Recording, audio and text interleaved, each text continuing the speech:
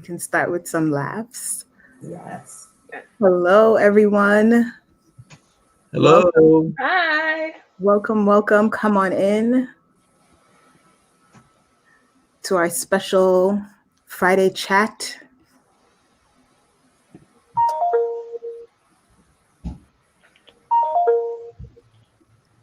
Make sure you share, like, comment. Let's see who's in.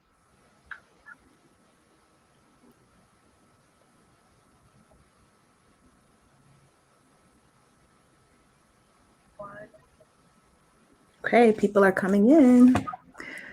We're excited to be here with you tonight.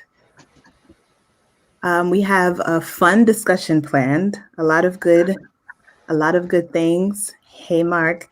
Mark. Hi, Mark. Hey, we're good. We all here. Cool. We're ready to go. So I'll kick it off with a question for the panel. The election.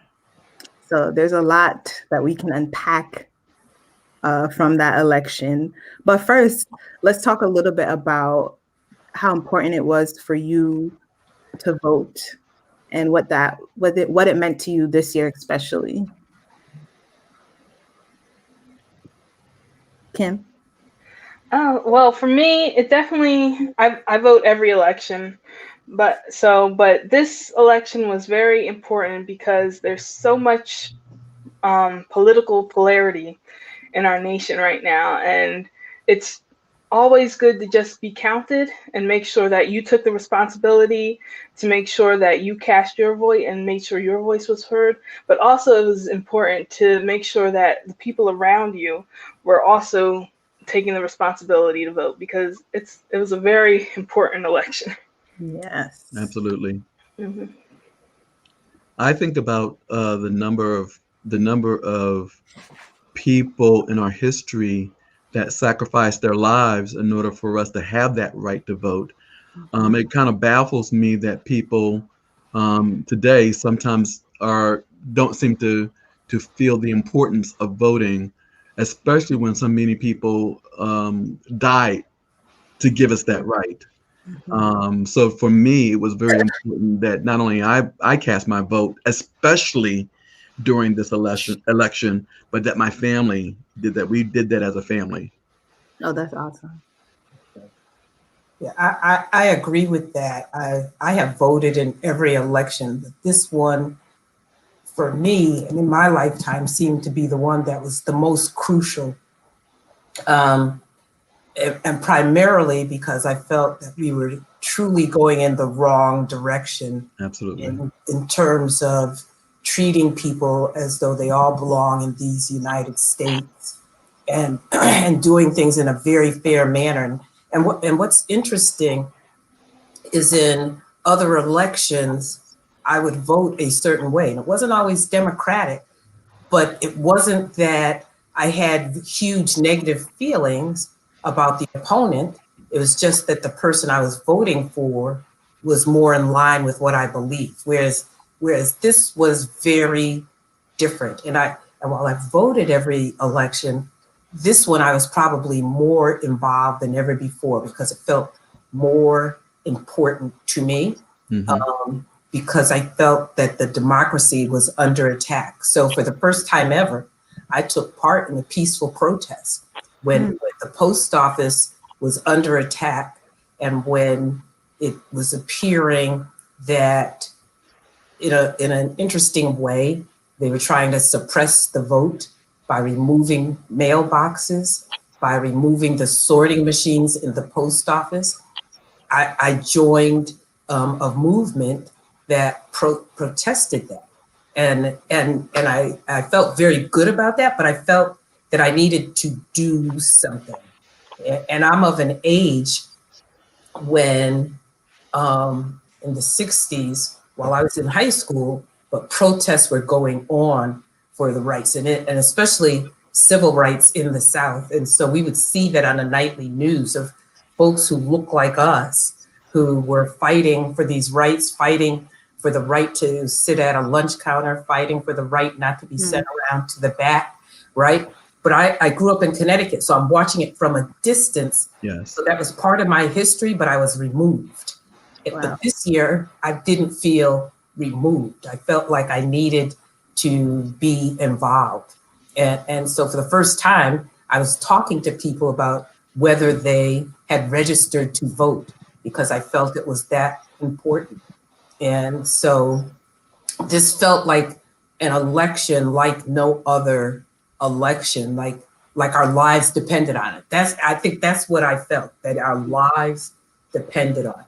So it became more important that it was a fair election, that people got out, and that I did my part to encourage people who maybe might not have gone out. And then to ask them to go to vote during this pandemic, that was just like a double whammy, right?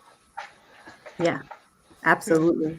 I agree with all of your thoughts. My first time voting in a presidential election was when I was in college, voting for President Barack Obama. And that was historic and very special to me. But this felt historic in a different kind of way. And it was a lot of what you just said, Sister Jane Ellen. It was the feeling of our democracy like being at stake. And, you know, as a Black woman in America, I just felt that we really needed to get out and vote and really encourage others in our networks to go out and vote. And I know we've done things at Bethany. Many of us, you know, we're encouraging people to vote, encouraging people to take the census, like all these things, just getting involved in the political process. And I felt like, especially with a lot of people in my generation and younger, there was a lot of counter arguing that my vote doesn't count, and like whatever, we're all a part of the system and blah, blah, blah, blah. And it was trying to like overcome that and understand the importance of not just voting for president, but when you vote, you're also voting for local officials. And what does that mean for how you live day to day? So it was a very educational process in the midst of all of it. Mark, I don't know if you had any thoughts on the vote. Yes. So I agree with a lot of what everyone said. And, you know, this year, it seems like it was just pretty intense as far as just the voting and trying to do my best to get as much information about each candidate as I can. Kind of wrestling with myself a bit, just understanding like there is power in this, and encouraging my peers to also just not talk about it and complain about things, but to definitely take it to the polls to utilize our power. I just felt like it was worth taking a chance to cast a vote than to just kind of sit back and still complain about the outcome in regards to our economy and the direction that we're headed. So yeah, it was very intense, very intense. It almost felt like when I voted, when President Obama's election came about, my wife and I participated in the election process. We went out door to door and started encouraging people to vote, trying to support his campaign. But this felt very different for me. That was very empowering, but this felt very different for me. This felt almost like my life depended upon it. Yeah, I had to vote. I wasn't comfortable allowing us to go back to where we were in the 40s and 50s and even beyond, because I really felt like this president and the people that follow him wanted to take us back to that era. We have a long way to go, but we can't afford to go back. Right. Yeah. Absolutely. Absolutely. So how do you all think we're going to be able to unite moving forward? Because this election divided not only the country, but it divided the Christian community as well. There were very strong feelings on either side. So like, how do you all think it's going to look moving forward? Yeah, and I don't know if it divided it or that it revealed itself. The divisions were always there. Absolutely. And the current president made it okay Yeah. for folks to display how they felt. the way that they did in the 40s, 50s, and 60s. And then they had to kind of take it undercover. What I believe is that the Senate, and there are more Republicans in Congress now, are going to fight Biden and Harris at every single turn, the same way they did Barack Obama, and he had to do a lot of things by executive order. What I think is that he has a lot of great plans, but the same people that were in the Senate with Obama, when they said that anything he brought forward, even if they believed it was good for the people, they were going to vote against it because he brought it forward. I feel that those are the same people who were there with him, that they will be that way. But I also feel that having Biden-Harris puts us on a path to sanity. I feel the grown-ups are back in the White House. Yes. I feel that there can be some calmness. Don't believe or don't think that the Proud Boys and all those other groups are going to go away, right? And I watched last night, trying not to laugh at Rudy Giuliani with the dye coming down, hair coming down his face, as they stood up there and lied, right, about all of the fraud, et cetera. But I've talked to people who I've known for 20-something years who are intelligent people who believe all of that. Yeah. Right?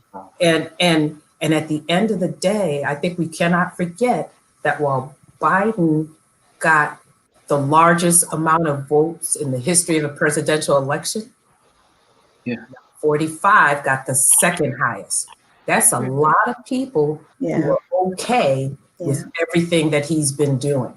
So I'm not expecting things to change overnight. I'm not necessarily expecting that a lot of the plans that Biden would like to have happen will happen, unless he does them by executive order. What I do feel is the path where the current person was taking us, that stops, right? And so to me, I think that's what is hopeful for us, right? And then we've got to work. I think we have to work. Our work doesn't end because the midterms are just 2 years away. Yeah. And if we're not out there, if we're not getting the message, then the Republicans will turn the Congress over, right? So this is our opportunity to keep this going. And that's just my thought on that. But I'm happy for that Biden and Harris are in, but I don't want us to get so jubilant that we have blinders on about what the next 4 years are about to be like. It's going to be a bumpy ride. It's going to be rough. For sure. Oh, yes. Mm-hmm. Did anybody else have thoughts on that? Unifying as we go forward, what that could look like or not? I'm sorry, did I cut you off, Mark? You can go ahead. It's okay. No, I was going to say I agree a lot with what my sister just said, and I just think that it's going to, part of what's going to be helpful is to have someone out there, have our president out there who's setting the right tone. Yeah. And I think that President-elect Biden and Vice President Kamala Harris will help to do that. But I agree, it's going to be a fight. I mean, this election clearly was a vote against Trump, but it still supported that Republican Party. Yeah. So there's still going to be that conflict, and the same people that were there supporting Trump in the Senate are going to still be there. Yeah. Mark, you had something? So just agreeing with everyone, but I was just going to say, like, more on a community level, it revealed a lot of people, and I guess their motives and a lot of the ideologies that they were behind initially. And this doesn't make them disappear, you know what I mean? And it's like they can't also back up into the darkness and this just goes away. It's like the perfect opportunity, like on a community and a social level, to continue to push the needle on these tough conversations in regards to disagreements and just, why someone may feel a particular way. And just, if anything, we can like you said, it's going to be a bumpy road, but we can utilize this to continue pushing the needle in the direction that we would need to go for the sake of us, our communities, or we can let this unfortunately be overturned. But there's power in the vote clearly, and I just hope that a lot of millennials, especially, are able to witness and see this. This is a moment in history right now, but the fight is not over. Absolutely. For True. sure. Yeah, I believe it starts on a ground level, as Mark said, where we have to have tough conversations amongst ourselves. And I think what we saw, particularly in the last 4 years and leading up to the election, is a lack of empathy for other people's views from, the Trump side. And we could see that they were very vicious about protecting what they thought was very American. And it gets a little dicey, but talking with them, they feel disrespected in a way. And I'm like, where do you feel all this disrespect? But having empathy and trying to listen to and working together to become more unified, I think that's going to lead us to a better future. Right. I think at the end of the day, we all want to see a successful and a great America. I got even scared just saying those two words together because of who they're associated with. Wow, that Right. was interesting. But we want to see our country thrive, and I think we need to focus. And like Mark said, like we need to do the work. Like it's not over. Like the voting, that was great that we all came out. We did what we had to do there, but there are still other ways that we need to get civically involved to ensure that the rights of those that we love and our rights are protected moving forward. So it's definitely work to be done. Now, April brings up a good point. I'm going to put it up here.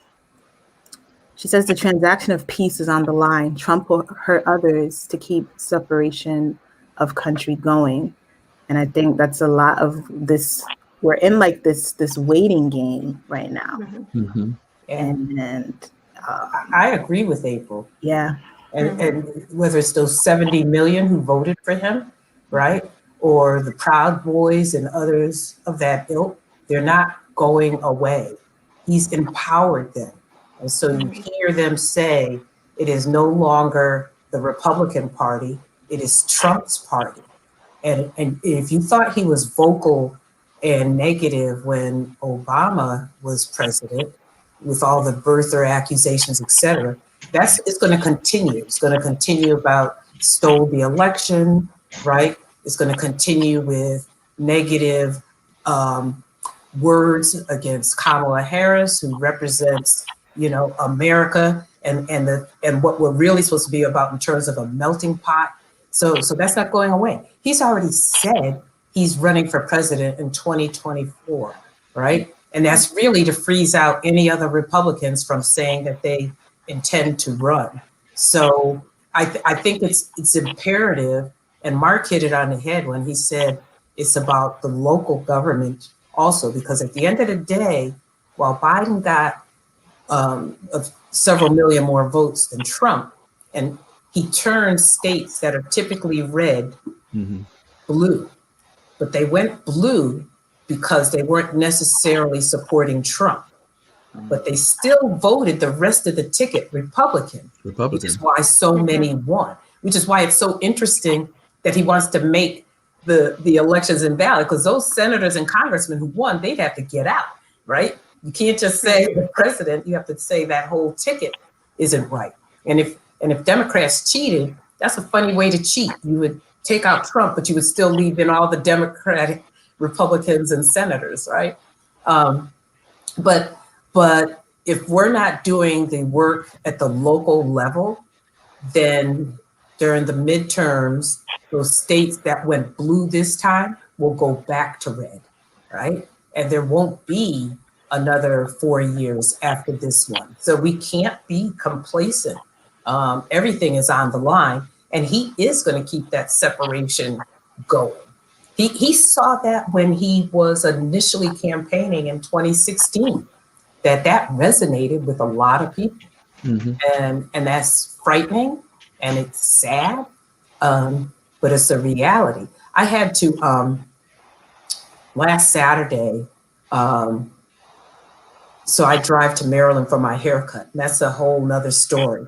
But as I was driving south on 95, that was the day that Trump supporters were rallying in DC. So I'm on the highway, got some nice music on, the sun's shining, and suddenly I'm seeing these trucks go by me with huge Trump signs and MAGA and all of that. And it took me into a very negative space of where I did not feel safe, right? And who wants to live like that? But that's where the world is right now. And somehow we have to help those who are being misled down that path, who aren't the true racists, right? That they have been, somebody used to say, bamboozled, right? And get back to what our real values are. But I'm also encouraged, or I'm also hopeful, at least, that just as you said that the Trump supporters and the all of his club of folks who they're there. I think that I hope that there are enough people in our community that would fight against that, who would be the representatives of a more positive truth than who will fight against that. Now, I'm not sure, and I've always heard that this, I don't know if it's a myth or not, about the millennials who don't necessarily think that it's important to vote and what have you. I guess one of my questions would be, if that is the case, how do we get these millennials or whomever who don't see the importance of it? How do we get them to become more involved? How do we get people in general to become more involved? And that's correct. It's people in general. It is not just millennials. Yes. Because I'm in another age category, and this is a sad fact, but it's African American males who are older who typically will not vote, right? And so that really is the crux of what we need to work on. But I think the other thing is that if you look at the 60s and you look at history, it wasn't just our community. It was Jewish people. Absolutely. It was college students. Yeah. It really takes the coalition of what this country is to fight the fight. Because if it's just us, there's not enough of us, right? It's working with everybody to make that work. And so folks who put their lives on the line and died were of all ethnicities and races and religions in the 60s fighting for us. And I think it's us embracing that and knowing those folks and us working together. I talked about the post office and the peaceful protest. And there were probably, at the post office I was assigned to, there were probably about 60 people, right, who were protesting what the administration was doing. But there were only 2 Black Americans there, me and one other person. Right? And so I think it's a matter of all of us together having to fight this fight. Yeah, absolutely. To answer your question, I think that, we need to appeal to what matters to folks. And that's how you get these different groups coming in. So for millennials, there's, I think, a few different things that are of concern to us. But if we know that there are people in these particular positions of power that are addressing those issues, then I think we'll be more likely to participate in the process. But when they're talking about things that don't really seem very tangible to us, we tend to tune out. I think it's just like, that doesn't really matter to me. Yeah, like, that doesn't really apply. won't pay attention. Yeah. So Keisha had a question here. She said, question is, so you think Biden-Harris will do what he's supposed to do now that he is the president? which I think is an interesting question, because what exactly is he supposed to do, I think, is where we start. Well, I think part of what he's supposed to do is to set the tone for this nation. Mm-hmm. And I think that he's attempting to do that. I think that Trump has definitely set a very negative tone, as probably most of us would agree. I think that the only thing that Biden can do at this point is begin to set a more positive tone and to try to set that message that he is the president of all the American people, not just some of the American people. Mm-hmm. And that's one of the things that I think that he's trying to do right now. I think he said that in his speech when he said, you know, he was president-elect of the United States, not Absolutely. the red states, not the blue states, blue but states. the United States. Yes. So that was the first time in over 4 years we've heard about bringing this all together, that it's all of us, right? And so he's going to have to keep hammering at that message, because the opposite message was hammered for the past 4 years. For sure. Mark or Kimmy, you have any thoughts on that? Yes. I feel confident that Biden and Harris will do their best to deliver on all their policies that they've put in place. They've been very transparent, which I appreciate, about their plans for student loan debt, their plans for the affordable health care. And I feel confident that they will push for those types of things. My only concern, and we brought this up earlier, is that they will be, obstacles from the other side, like just as there was in the Obama administration. However, we do have the power ourselves to call our Congress people and make sure that those things are being taken care of, and that they are going to Congress and fighting for the things that we believe in. For sure. Right. Mark? Yeah, I was just going to say, just based off of that last speech that Biden was giving, and he was basically just talking about how Sister Jane mentioned just unifying everybody and just setting that tone, because we've heard such the opposite message for so long. So it's like he's kind of preparing that ground so that we can all come together to basically do that work. Whoever chooses or desires to participate in that vision, but it looks like he is targeting everybody. And I'm kind of like a sit back and all right, you're in there now. You and Harris, you guys are in there now. Okay, so what's going into application, and what areas are we able to do on the groundwork, on the ground level? What are we able to do on that ground level? So it's just going to be interesting now. I'm just kind of just sitting in my seat, just waiting for all right, where are we headed now? That's basically it. Yeah, I think we got to apply the pressure. We got to hold them accountable to the things that they said they were going to do. And we do have that power in this democracy to do that. So speaking of Harris, she has this historic win as the first Black person in this position, the first woman in this position, the first Black woman in this position, Asian American, the list goes on and on. How does that make you feel? What does that mean to you? And what does that mean to the country?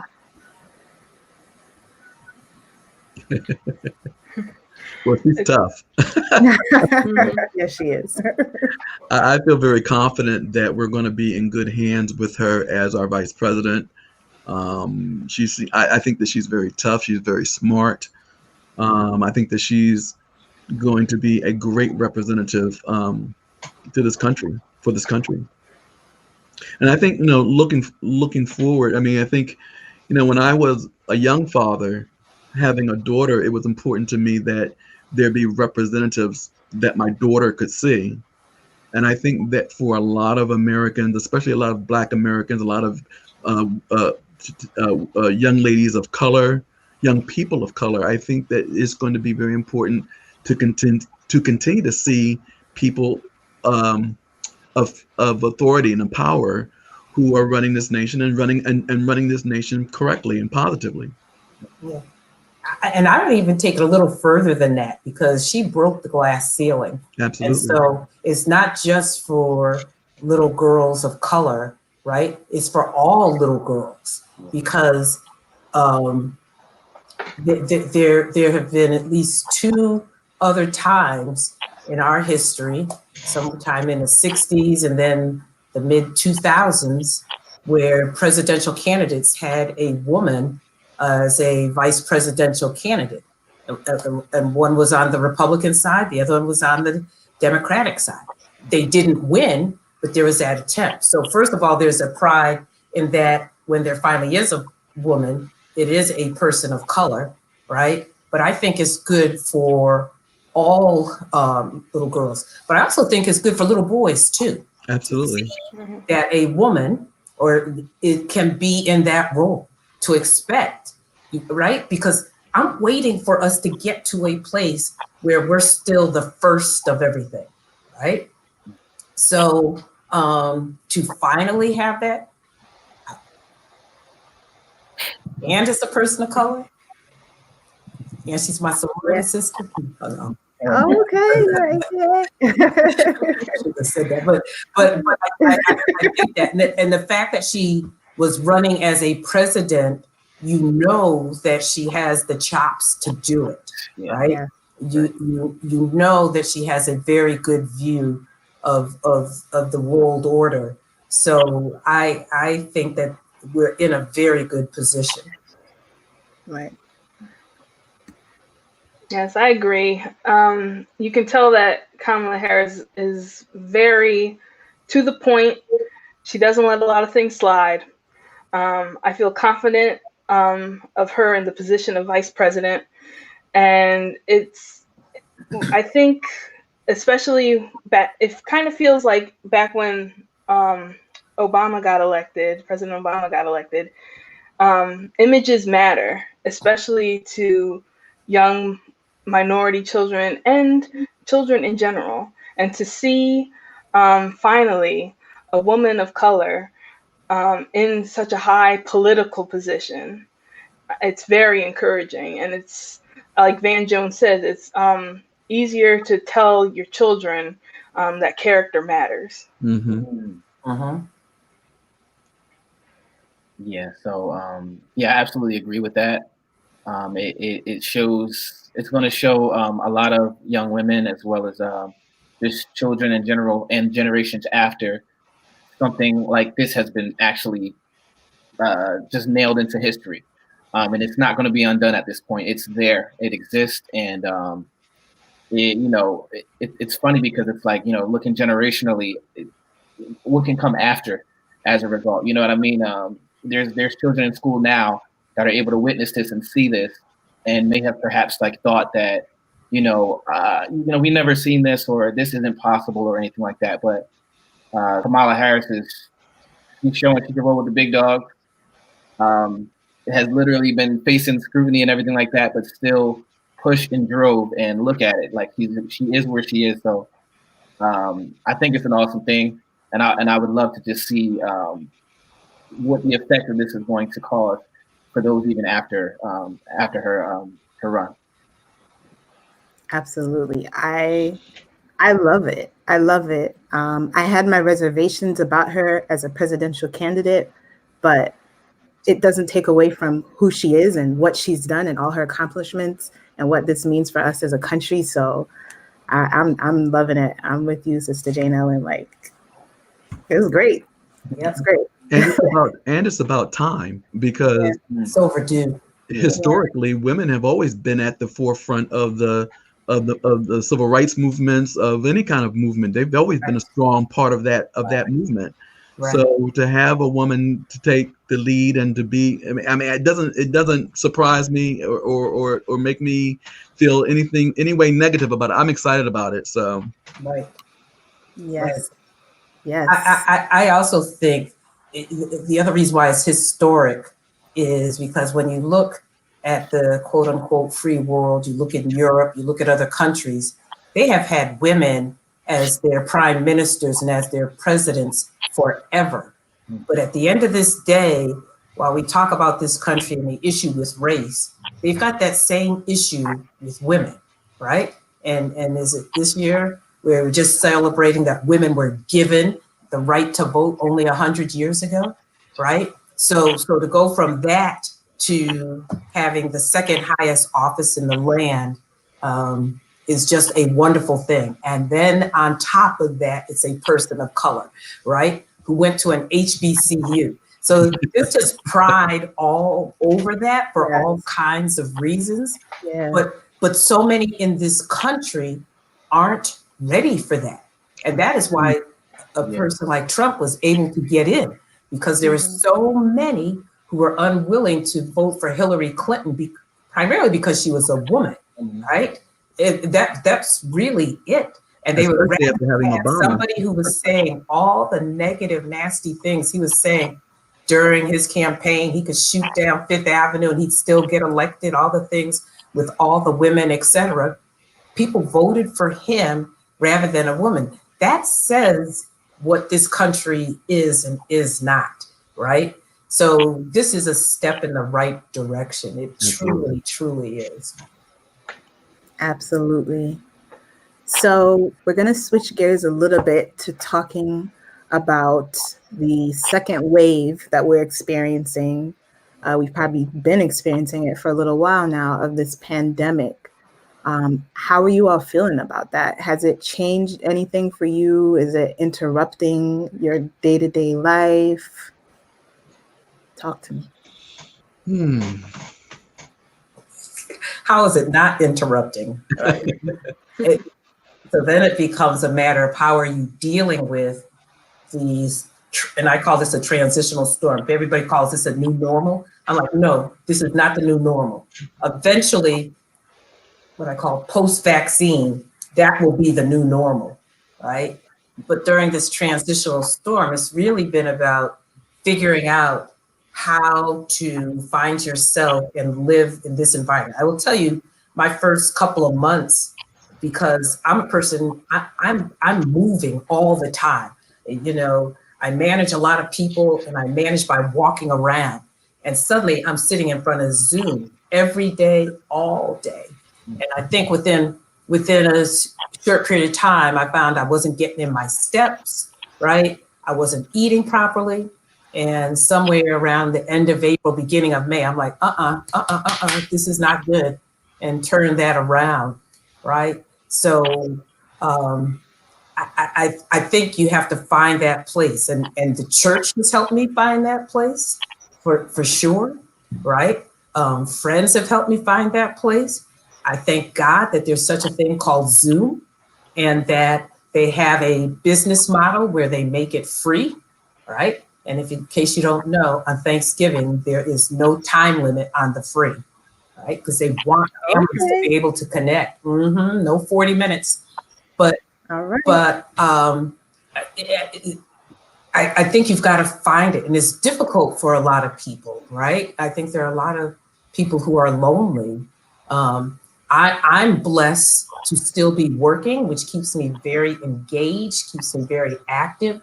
But if somebody's retired and perhaps they were very active, you know, they got out and did a lot of things, but now you have to stay in, right? And you can't go anywhere and you're not working, that's hard for a lot of people. That is hard.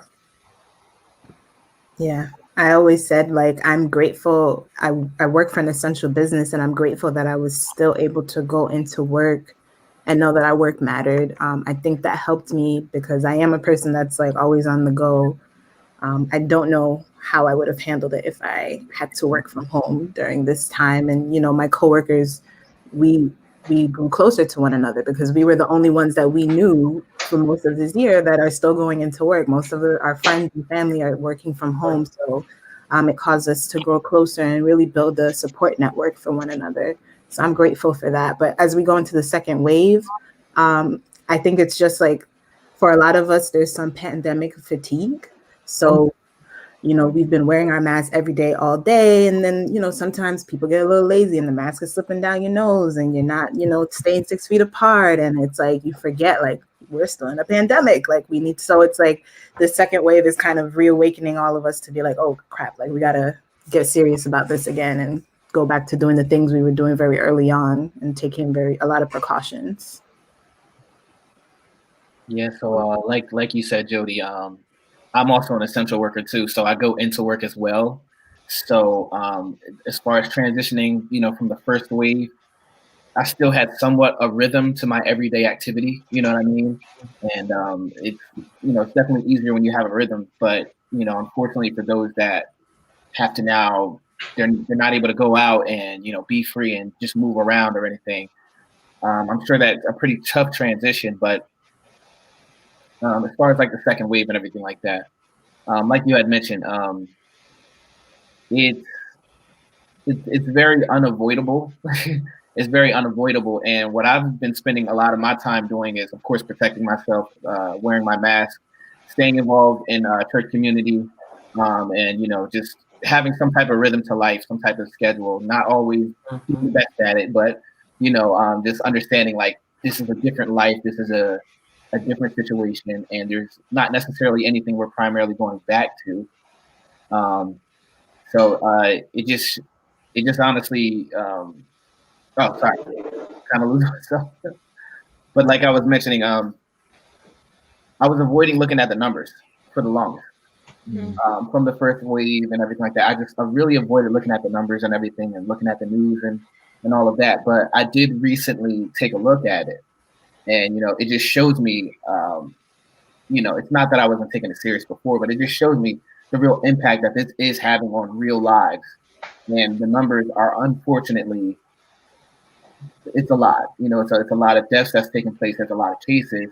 And to even know that there is a second wave, that there's this thing is going to get much worse, it just makes me feel for just those in our communities, families, and those who are alone and don't necessarily have just a warm body or somebody else to just communicate and talk to.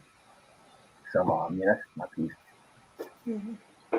Yeah, I think the phrase I keep going back to is continue with caution, because even though I feel like during the summer people got a little lax because they were able to go outside, they were able to go to the park, and do friend activities, meetups, and things like that. I think as winter comes around, yes, we're going to have to hunker back down and do more Zoom calls and have more telephone calls and reach outs to the people we love. But that's just what has to happen, because we can't be lax with this. This is a very serious illness that is spreading continually each day. And there's no vaccine officially yet. So I'm prepared to just stay here at home, post up. Yeah.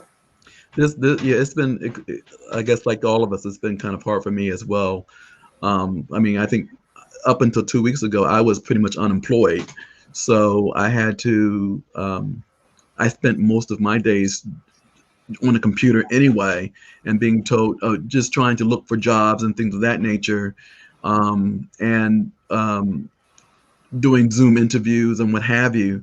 And that became very, very, very, very tiring. But I know that it was part of what I have to do to keep myself safe, to keep my family safe, and to keep you and everybody else in the community safe. And I really don't get it, why people can't, why people are not being sensitive to the fact that there are other people in this world besides just yourself. Bishop always says, if it's not good enough for grandma, if grandma can't come back in, then we're not letting anyone in. But so I don't understand why people are so willing to take risks with themselves, not caring about the other people around them. It makes no sense to me. But yes, it is tiring, seeing all the numbers, Mark, as you mentioned. That is very, very heart-wrenching to see that people have gone through this and people have died through this. They didn't necessarily have to, because we have an insane president who didn't give us the full information when he could have. That is very discouraging. It is hard, but I continue to do what I have to do. Right now, as I've gotten back into the workforce, It's a little challenging in this COVID world now. Just the fact that I'm not even being trained the way that I normally would be trained in a new job is difficult. But this is the way things are for right now. It's momentary. But how wonderful is that you were able to secure a new job during this pandemic? God has been good. Soon, and And here's the positive thing, that despite it all, God has really taken care of me and my family during this whole period of time. So I'm just very thankful. I'm very thankful. We've managed to keep our health. We've managed to keep the lights on. We've done everything that we've needed to do. So I'm just very thankful. Yes, absolutely. Real quick before we go into our second or our last discussion, I just wanted to get your thoughts on, the intergenerational connectivity we've had, I feel like, because of 2020. How has that been for you, being able to connect in different ways with different generations, both younger, older? What has that been like?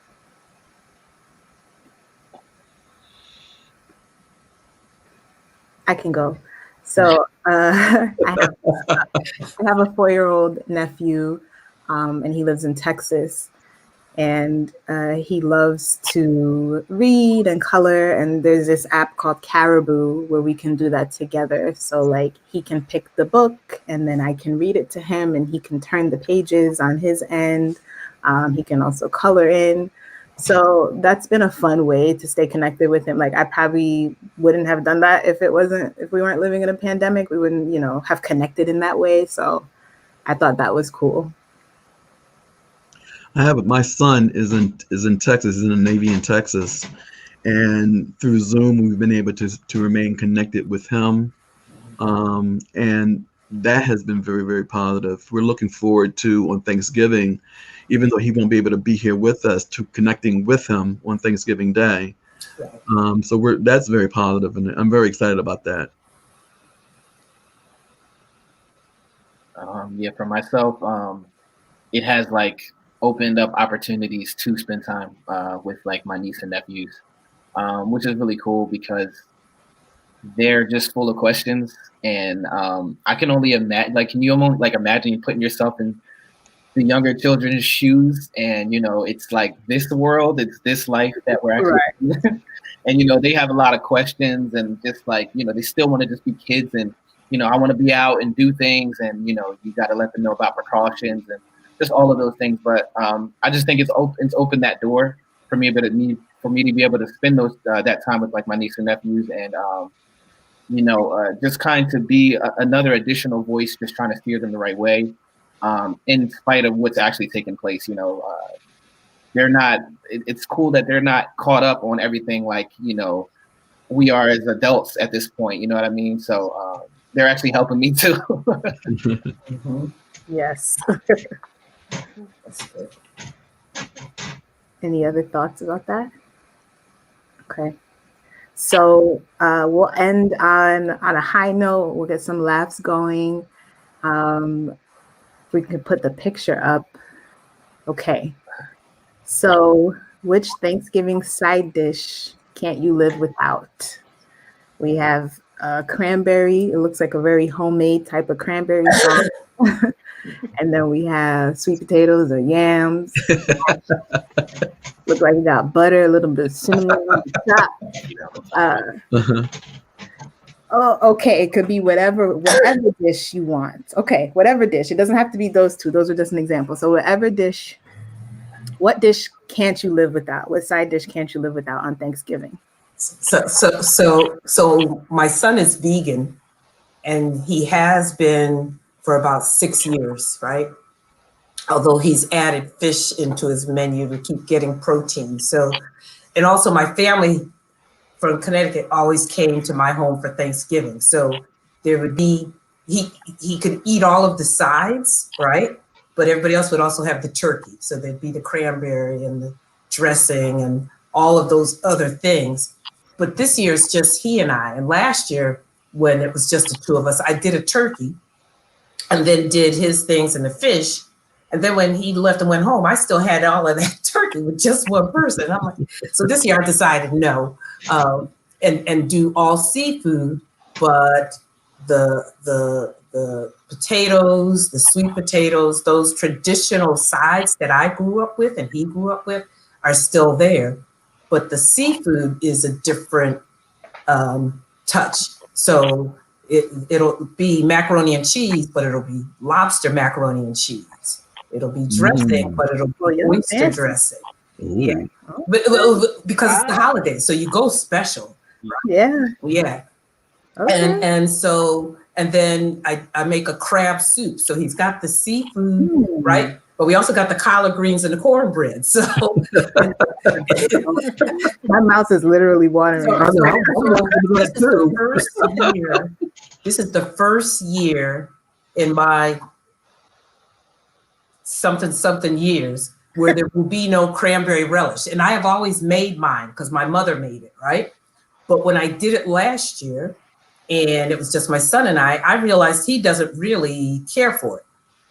And I would always have it left over, and then I would make cranberry bread. Well, since the pandemic, I've been making cranberry bread every other weekend and sending it to my family and son. So to make cranberry relish, to have the cranberry bread that used to be once a year, doesn't make sense. So there won't be cranberries this year, right? But I don't think we're going to miss it because everything else will be cool. That sounds delicious. Well, I'm going to be honest with you. Maya, if you're listening, this is what I want you to make.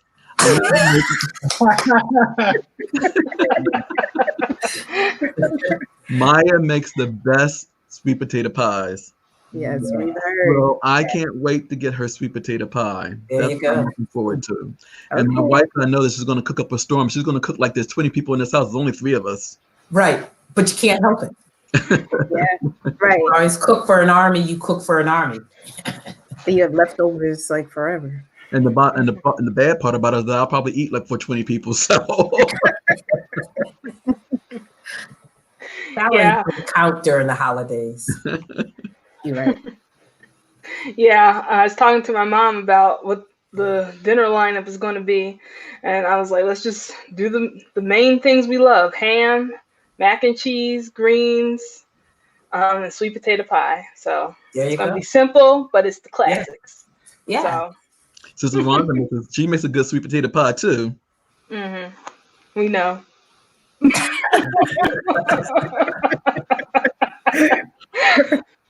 Okay. Mark, what you got? Yes, yeah. So for me, my mom, she's gonna be making some delicious items, but I'm really crazy about, I'm simple, but I'm crazy about her potato salad though. It's something really special about that potato salad. And it's funny because, when I used to live with her, it would be one of the first things that she had done. So I will always be able to like dibble and dabble into that, while everything else was getting made. But that's one thing I can't wait to honestly get a hold of. It's a different type of Thanksgiving this year, but the potato salad lives on. I would say for me, I definitely need to have mac and cheese. It has to be mac and cheese, and it has to be super duper cheesy. Yeah. And Otherwise, it's not mac and cheese. No, yeah, I don't want it to just be like baked, like I could scoop it out and it's dry. Like it's got to be like gooey and like messing up on the side of the pan and everything. You got to lift it up and little cheese just dripping off the spoon. All of that. I need that whole experience when I pull it out. And then also sweet potatoes. I like them however they're cooked. Candied, mashed. I love the sweet potato. So that's what I'm looking forward to. Okay. Thank you all for participating in our first, the Outlook tonight. We had a great discussion from election to the pandemic and of course, Thanksgiving coming up next week. I want to thank everybody who was with us tonight and who tuned in, who participated. April says we're gonna need sweatpants. Yes, yes, we will. Yes, Yeah. Eating good. absolutely. Mhm. That's a given. Yeah. But yeah, thank you all for tuning in, and please stay connected with us. We are on social media every day. You can catch Bethany going live and connecting with us. So thank you all for being with us. Good night. Thank you, Jody. You were a great host. Yes, yeah. Fabulous. Good night, everybody.